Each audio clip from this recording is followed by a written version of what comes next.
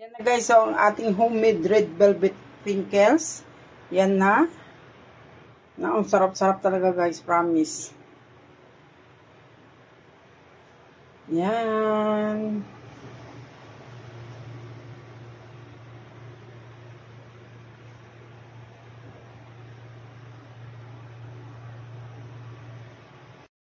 Hi mga madlang kabingkay, good morning. For today's video, maggagawa tayo mag-try ako gumawa ng red velvet cookies guys. Hindi ako marunong sa baking guys, pero i-try my best. I-try ko ang sarili ko para matuto mag-bake.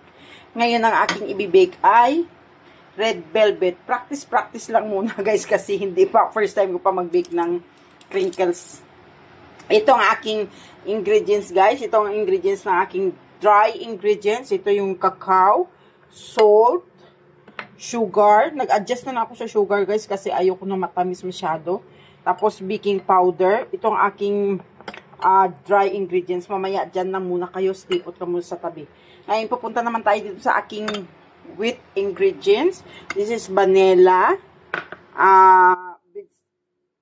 Corn oil. Wala kasi ako vegetable oil, kaya corn oil lang ginamit ko. Tapos, 6 na itlog ang ginamit ko, guys. Tapos, all-purpose flour. Ngayon, gamitin ko ng aking, ano ba to tawag dito? Basta pangbatin ng itlog. Yan, ganyan. Hindi ko alam ang tawag dito, guys. Yan na, guys, ang aking mga ingredients. Ito ang dry, and ito ang wheat ingredients. Yan, guys.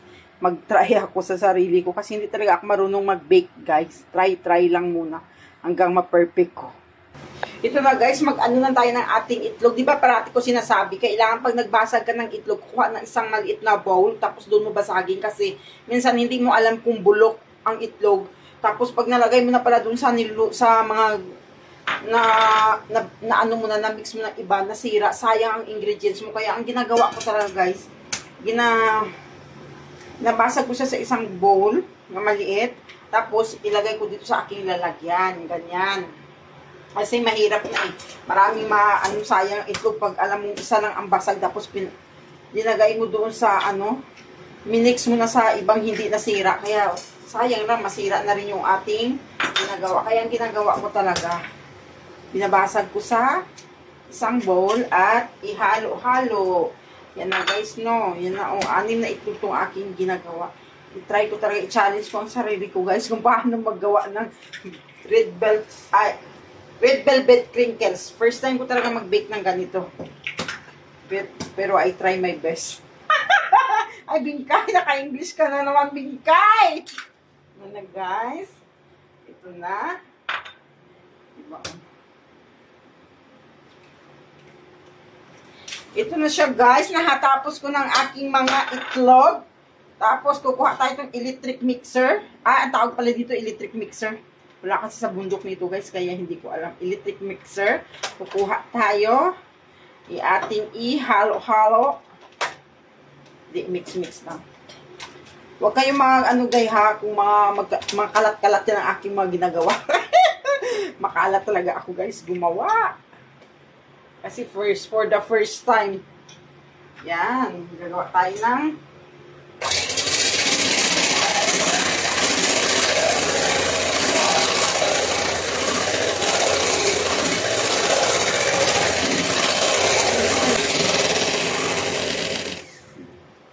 yun na. Na-mix na natin ang ating itlog sa mixer.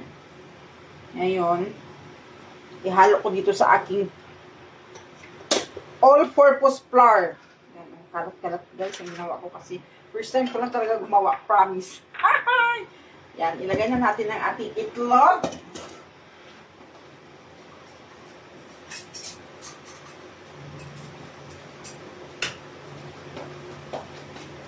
Ihalo na natin ating oil dito sa ating all-purpose flour. Hindi makikita kasi mataas ang aking cellphone. Cellphone na ginagamit ko. Tapos, vanilla. Yan. Tapos, ang ating itlog. Yan. I-mix-mix na natin, guys, ang ating wheat ingredients, mga kabingkay. Yan. Focus-focus ka.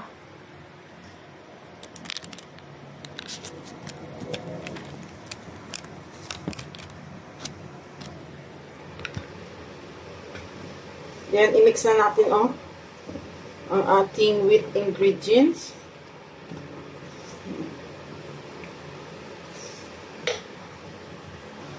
Ito guys, sinahalo lang, mix lang natin ang ating wheat ingredients.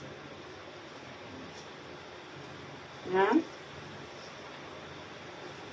Saan ko talaga gumawa ito? So, halo natin ang ating dry. Pinunasan ko itong aking bowl ng isa. Sugar. Nag-adjust na lang talaga ako sa sugar. Dapat ng sugar nito 1 tablespoon. Kaso, nag-adjust ako kasi ayaw ko na matamis. Yan. Yan guys.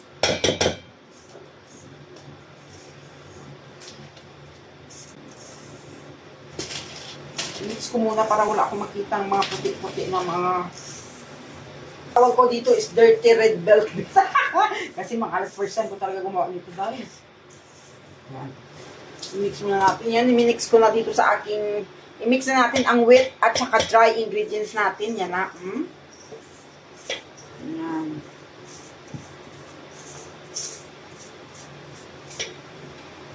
Yan. Saan na nababingkay. Ang dami.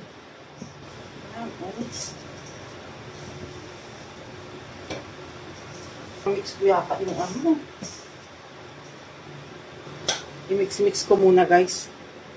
Ito na guys, ano ating nagawa na bake na mix.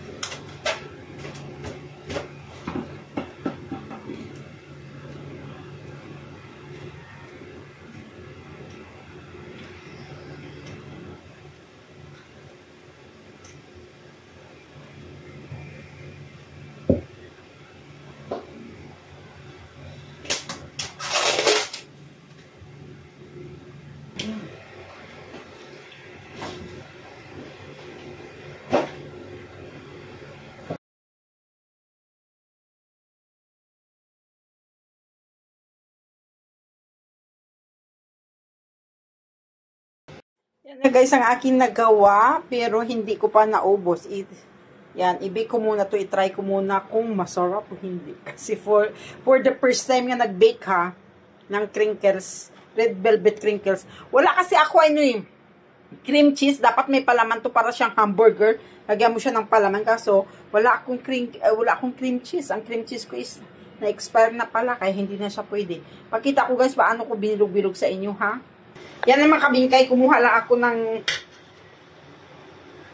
ice cream. Yan. Oh. Lagay ko muna ng all-purpose para hindi siya magdikit ang akin kasi sobrang ano siya eh. Pero napihit ko ng oven ko ng 180 Celsius.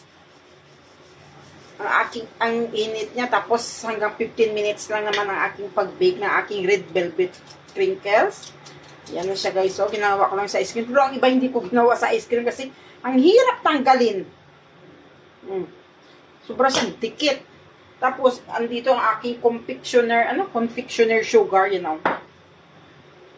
Try natin mamaya guys. Sabay-sabay natin tikman ang aking red velvet cookies. Kung masarap o hindi. Sa first timer nag-bake ng crinkles. Nag-bake na ako dati ng crinkles ng chocolate guys. Masarap siya. Pero itong red velvet, hindi ko na-try. Parang sobrang dikit din. Dikit na to ah.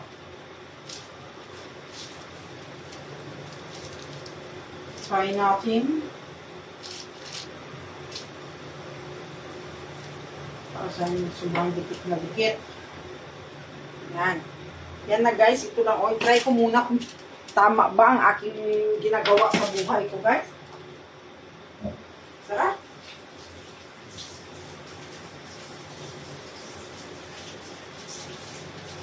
Hugas-hugas sarado tayo ng kamay, guys. Kasi, para walang bakterya ang ating kamay.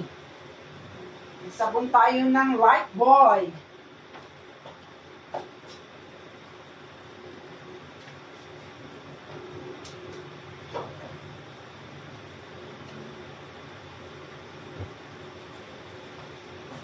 I-try natin. Sobrang siyang lagkit kasi, oh. Kaya nga dito ko na lang nilalagay.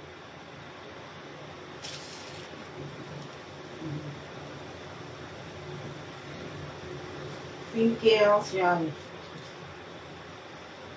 Masarap sana ito yung, alam mo yung red velvet ka parang binibili sa grocery, yung may parang may cream cheese siya, para siyang hamburger, may laman sa loob. Kaso wala akong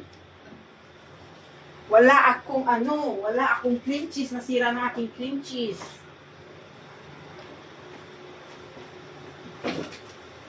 Yan. Ngayon, i-bake muna natin siya ng, guys, ilagay ko na muna sa ano tawag yan, sa oven ng aking red velvet. Try natin.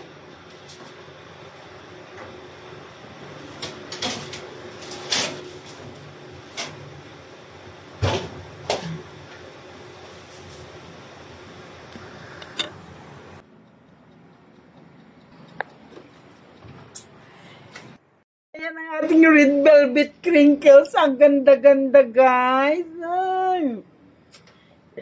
Yan na, oh. Yan na. Kukunin ko na muna kasi may salang pa ako. Naman ang ating second batch ng red velvet crinkles. Yan. Yan, ganyan. Gumagawa ako, guys, chocolate lang. Pero hindi yung red velvet. Nag-try lang ako ng red velvet kung okay. Okay naman siya. Masarap, no? Fluffy siya, guys. Kaso dapat, ano to eh, may cheese, may cream cheese ako. Tapos lagyan mo ng palaman. Para siyang hamburger. Cream cheese, butter, at saka yung vanilla. Tapos ilagay mo siya parang hamburger. Tapos ipatong mo siya sa gitna. Yun. Kasi yan, di ba, nakita ko binibili sa mga grocery. Ganun talaga, guys. Ang fluffy niya, promise. Yan, guys, oh. Tikman natin, guys. Ang sarap. Fluffy. Sobrang smooth sa sobrang fluffy niya sa loob. Ang sarap talaga, guys, promise. For the first time nga gumawa, perfect din kayo.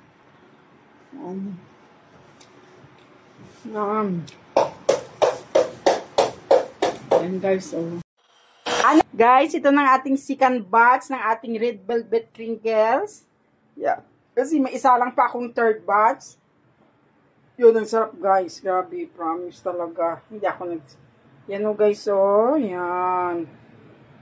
Yan na. Yan na. May isa lang pa ako for third batch ng aking red velvet crinkles. Third batch ng ating red velvet. Yay! Kukunin ko na siya, guys. Yan, oh. Kunin ko na saglit lang, ha. Yan na, guys, ang ating third batch ng red velvet. Yay! Yan na. Ito, guys, nasubrahan siya sa bake ko konti. Yan. Yan.